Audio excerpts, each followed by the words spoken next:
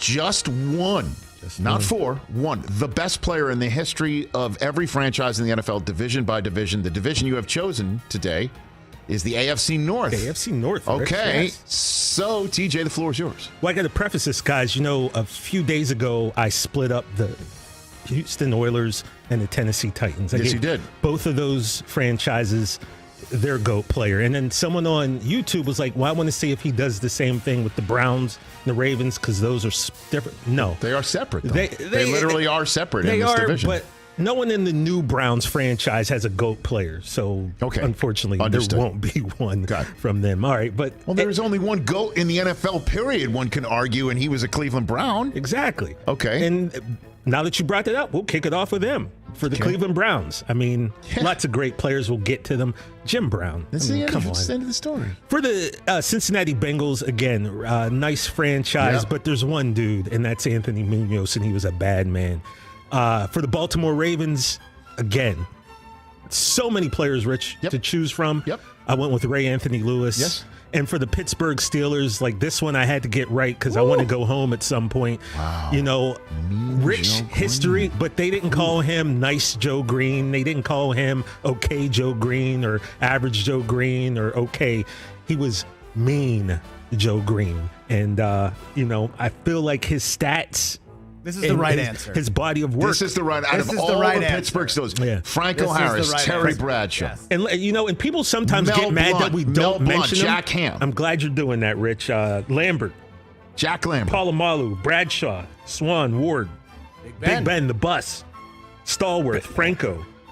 Rod Woodson. There's so many to choose from. But this we're is the talking right about answer. Mean Joe Green is the answer. When Chuck Noll back in 1969 made his first pick, he selected a D tackle from North Texas State, Joe Green, and he went on to play 13 seasons, as we know, 10-time Pro Bowl, 4-time All-Pro, 2-time Defensive Player of the Year, 4 Super Bowls, Rookie of the Year, Hall of Fame, Mean Joe Green, and maybe one of the most iconic commercials of all time. Of course. He was the guy. Kid catch. Jim Brown, you know, the Browns, you know, we could have went with Otto Graham, Joe Thomas, Ozzie Newsome, Paul Warfield, Clay Matthews. Yeah, I mean, you can give him all your due. Come on, it's Jim worth Brown. mentioning, but it's Jim Brown. The only one that a human being that causes Jerry Rice to not be the undisputed GOAT is Jim Brown. And of course, with the Bengals, all you got to do, by the way, all you got to do is just be around any running backs who are around Jim Brown. Yeah. They all flock to him. It's Mr. Brown. I mean, it's Mr. Brown. Exactly. That's what Marshall refers to him Brockman as has Mr. his Brown. autograph on his desk right there in front of him. And the Bengals, the other Ken options Anderson, you know, Boomer, Ken Riley, Ocho Cinco, but it was Munoz. So that was easy. No, I think that's the one. You know, arguably. 15 years, it might be Joe Burr. It By could the way, be, yeah. I agree. Joey Burrow has the opportunity to build that in there for sure. But Munoz, you know, people, when they list the greatest O-lineman of all time, he's on the very short list of who's the greatest. 11 Pro Bowls. Speaking of Marshall Faulk, one of my favorite Marshall Faulk stories of all time is he told a story, Rams versus the Arizona Cardinals, or could have been the Phoenix Cardinals back in the day. Who knows, right? And I think, who was it? It was somebody that was on their team, a running back, name escapes me, who was barking at the Rams bench all day long. Like just barking, giving a lip to the Rams bench, and Marshall was leading the charge of the Rams, basically, who the hell is this guy? Mm-hmm. So he had an incredible run and barked at the entire Arizona Cardinals bench, went right down the row, just giving all sorts of lip right back at him. And he noticed as he was going through, one of the guys who he was giving lip to, just giving it all, was Cardinals coach at the time, one of the assistants, Mean Joe Green. And he realized that as he was going through the entire line of barking back at Arizona's bench, and he said he doubled back and looked at Mean Joe and goes, I didn't mean you, Mr. Green. My apologies, Mr. Green. Sorry. Bump you. You're cool. And the other story is the NFL 100 all-time team show. One of the guys in studio was Mean Joe Green, because he's on the team, and he was one of the guys when we did the defensive line that we had in studio to be physically there. Mm-hmm. And we didn't kind of walk through prior to the segment, I'll ask this, and Collinsworth say, I'll ask that, and Belichick, I'll ask that. Because, we're just kind of going off the seat of our pants and just asking questions of the guys. And it wasn't like, what are you going to do so I don't cover the same ground? Like, we didn't have that sort of coordination for various reasons. It was a long day. And also, Belichick was new to this thing, and everybody just wanted to let him go and ask whatever he wanted to ask of anybody at any time, right? Yeah. So, Bill. Sure enough, I was going to start first with Mean Joe Green, but Bill, for one of the only times in the history of that show, I guess history, we did a few episodes, but while we shot that show, he said, I want to go first. He said, I got a question for him. I'm like, okay, What is it? And I thought it would be anything about the Steel Curtain defense, Chuck Noll, just run down the list of what a historian of the game like Belichick could ask of Mean Joe Green.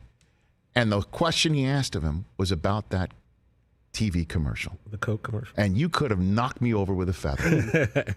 What was the question? Do you remember? He said, how many times did it take you to do that?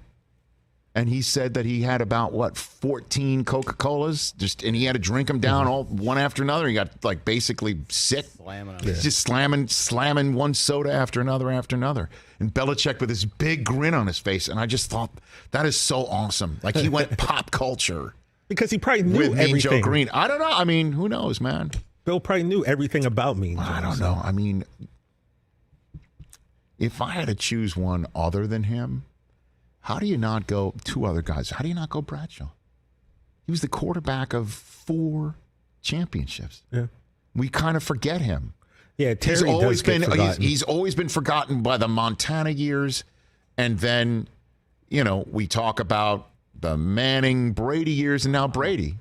Nobody ever talks about Terry like that because we all know Terry is the guy on TV or the guy who's been in movies and stuff like that.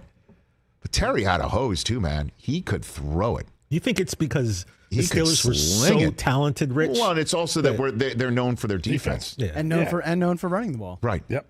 And Terry, if you look at Terry's numbers, very average, 52% completion, only 2 more touchdowns than interceptions. And a lot of love there. But I'll push there's a back bottom line to that, though. 4 rings. Right. There's and one other piece of pushback. I'm very partial to Mel Blount. They changed the rules for him. Yeah. They changed the rules because he was such a major physical presence. Still is. He still, when you see him at the Hall of Fame with his cowboy hat, you think he could still give you a few snaps. I'm serious. A lot of guys his age, they kind of have the noticeable limp and things. Mel Blount stands tall with the hat. First time I ever saw him at the Hall of Fame, and you keep looking up. Bruce Smith is the other guy that you keep looking up, and he keeps going, like longer, more than you think he would when you're in person. And Jonathan Ogden, who is the only other Raven you could throw into the conversation. Yeah. With Ray Lewis, who was drafted in the same year, right? He was the first pick before Ray. Ogden was the first draft choice in the history of the Baltimore Ravens. Yep.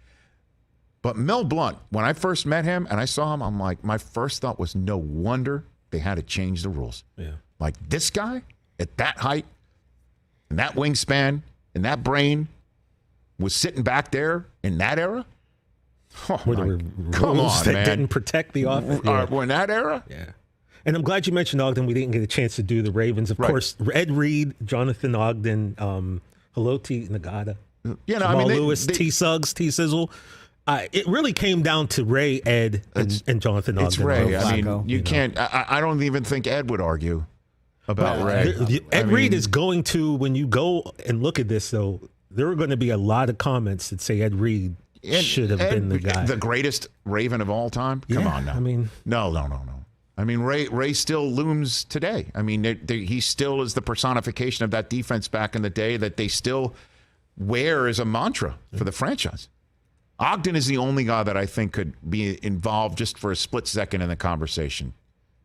And I say that with love and affection for Ed, but Ed already knows that I mean, Ed was at the U after Ray. I mean, he knows the drill. Well, I think back to, and Chris, you probably know this, was a clip of Brady and Belichick game planning, and they are just praising Ed Reed. Like, dude, at the NFL 100 all-time team show, there was only one player that came through that Belichick invited to be with him in his Bellustrator segment. Who's Ed? Because he had a special tape just for him, on him, and it was Ed Reed.